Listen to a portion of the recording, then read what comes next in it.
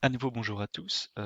Il manquait juste à la dernière vidéo la petite dernière partie où j'expliquais comment indiquer dans une phrase ces résultats que nous avions trouvés à cette deuxième question de recherche commune qui était donc est-ce que la relation entre OFTP et GFTP est différente selon le groupe d'âge des employés, avec l'hypothèse que la relation est plus faible pour les seniors que pour les starters, hypothèse que nous voyons être vérifiée puisque systématiquement si nous prenons pour la dimension opportunity et pour la dimension remaining time, les seniors ont un coefficient de corrélation qui est plus faible que les starters pour ces deux dimensions.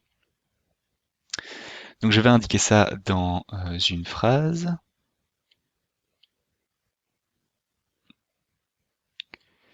Ceci est une proposition, il y a toujours différentes manières de fonctionner. C'est pas tellement la phrase qui est importante, mais c'est ce qu'il y a dans les parenthèses que vous devez être capable de d'écrire vous-même suite à des tests de corrélation. Donc la relation entre OFTP et GFTP est plus faible pour les seniors que pour les starters, avec une différence importante pour la dimension opportunities entre seniors et starters. Et j'indique pour les seniors le coefficient de corrélation, le seuil de significativité qui est atteint et le nombre de personnes qui, du sous-échantillon, du coup les seniors qui ont été comptés dans le test, et même chose pour les starters, le coefficient de corrélation de Pearson, le seuil de significativité atteint et le nombre de personnes qui ont été prises dans le sous-échantillon pour ce test.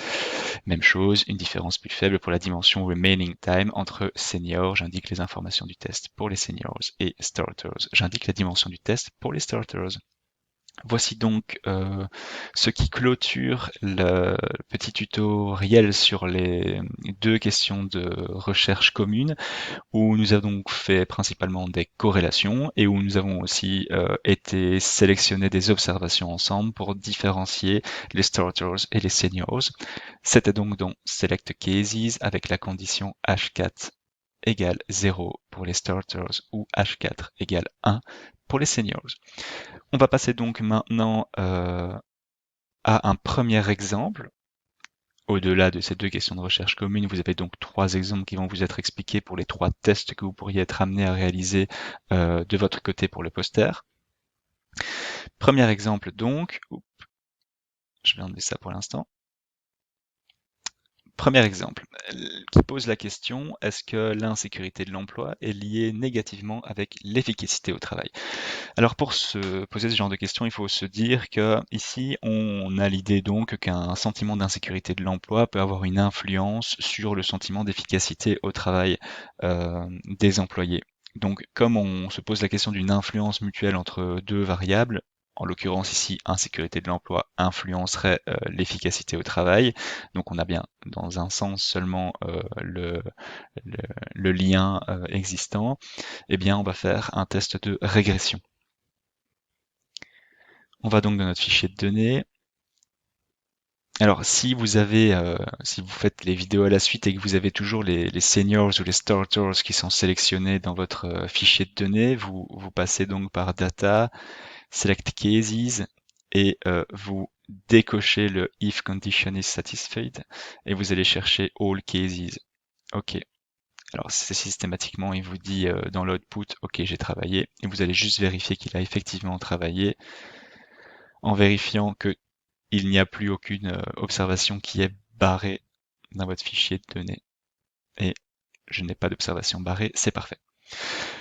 Donc nous disions donc que cette question allait être traitée via une régression. Donc on va dans Analyze Regression et on va aller sélectionner Linear Regression, qui est le modèle le plus simple de régression. On a deux variables, l'une qui prédit l'autre, et on veut connaître ce lien prédicteur entre les deux variables.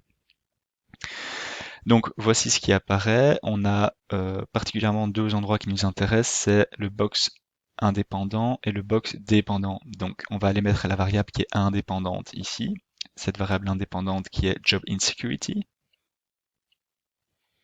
et dans le box variable dépendante Self-Efficacy, puisqu'on pense que l'insécurité de l'emploi peut avoir une influence sur le sentiment d'efficacité au travail. Donc la variable dépendante est bien le sentiment d'efficacité. On ne doit rien changer dans les différents éléments qui sont à droite.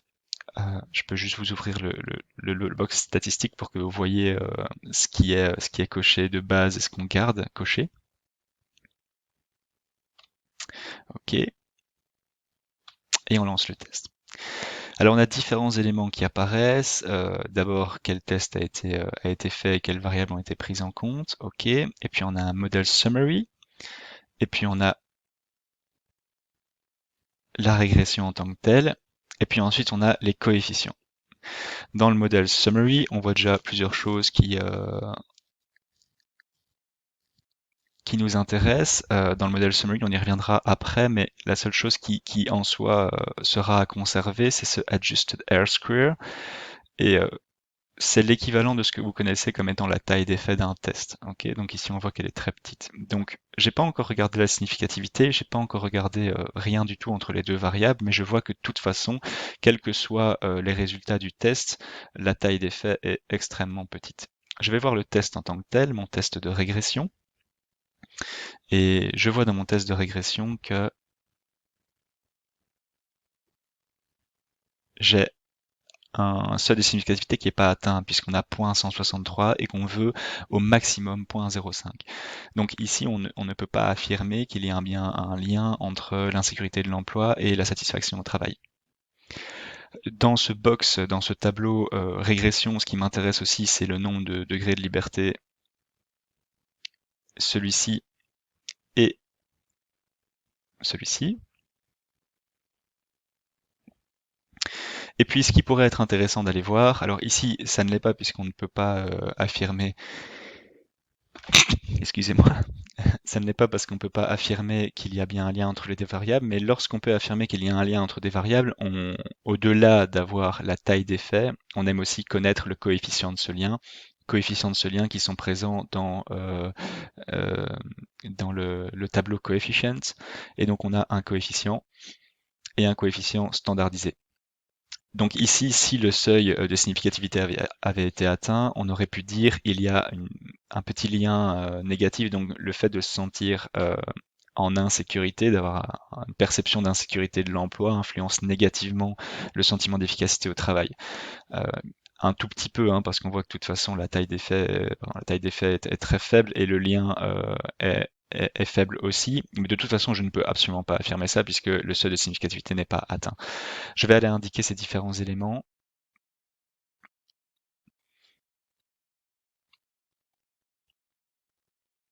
Alors, comment est-ce qu'on indique ça? Nous ne pouvons affirmer que l'insécurité de l'emploi est liée négativement à l'efficacité au travail. On ne peut pas l'affirmer. Et comment est-ce qu'on reporte le test statistique? Eh bien, de cette manière-ci, on a un F, le résultat de ce F, 1.957. Où se trouve le résultat de ce F? Il se trouve ici. C'est la statistique de test, c'est le résultat de la statistique de test de la régression, 1.957. On a aussi besoin, entre parenthèses, à côté du F, des degrés de liberté. Alors, on a les degrés de liberté, on en a deux ici, vous voyez. On a les degrés de liberté qui sont liés au nombre de variables et les degrés de liberté qui sont liés à notre population. Où est-ce qu'on va chercher ces degrés de liberté? On va les chercher à cet endroit-ci, dans la colonne degrés de liberté de notre tableau de régression. On a bien 1 pour la régression, donc les deux variables, et 415. Ensuite, on va aller chercher notre p-valeur, qui est de 0.163, donc qui n'est pas significative. Et la p-valeur qui se trouve à différents endroits hein, dans notre test de régression, ici, ou bien ici.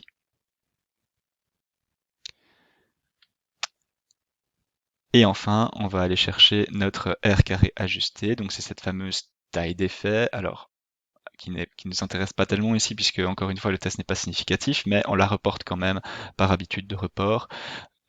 Donc on va la chercher à cet endroit-ci, Adjusted R Square. Et enfin, on peut indiquer le nombre de personnes de l'échantillon. Voilà donc pour le test de régression qui pose donc la question d'un lien prédicteur entre une variable et une autre.